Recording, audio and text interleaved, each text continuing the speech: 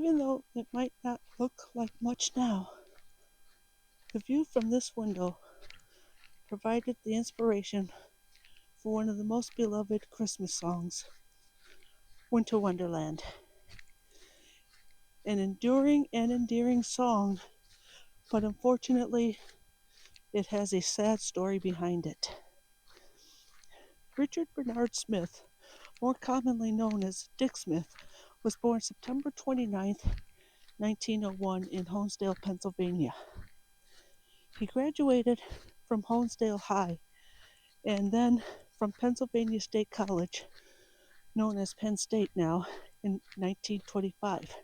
He then moved to New York City, where he managed theaters before transitioning into songwriting in the early 1930s. In 1931, unfortunately, he was diagnosed with tuberculosis.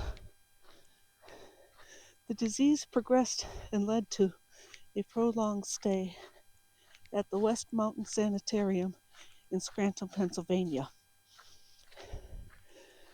It was there, confined to his room and looking at the snow-covered fields in Scranton, that he recalled his memories of his childhood home in Honesdale, where he could look out his window and across the street and see the Honesdale Central Park.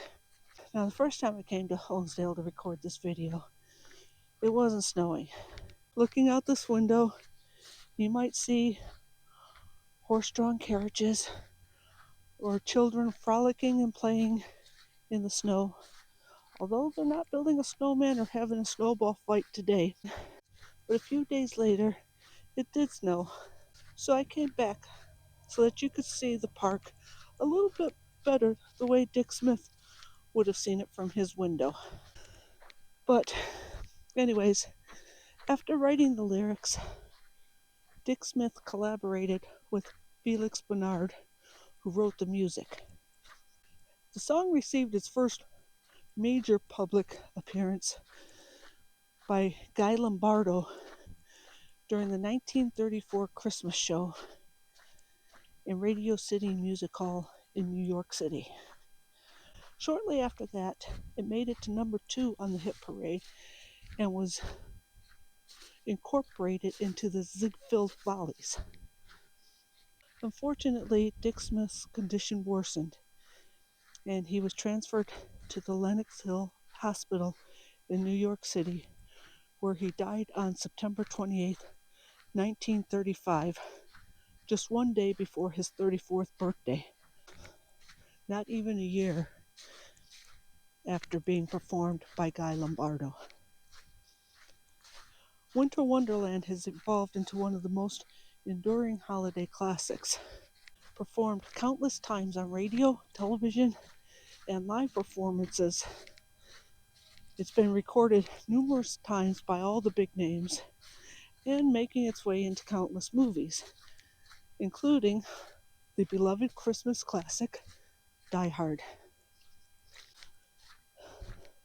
Honesdale, Pennsylvania remembers and honors Richard Bernard Smith.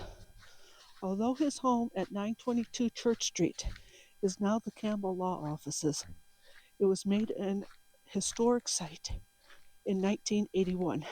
An official historic marker was placed outside the home in 2021. Honesdale holds an annual Winter Wonderland Festival, which include tours of the home. This is how I got to see the view from the famous window. Even though there was no snow at the time, it was still great being able to see the view and imagining it for myself.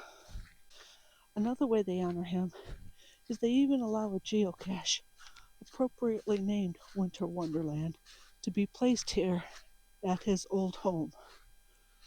I'm not going to tell you where it is, but if you're a geocacher and you're watching this video, you might get a hint.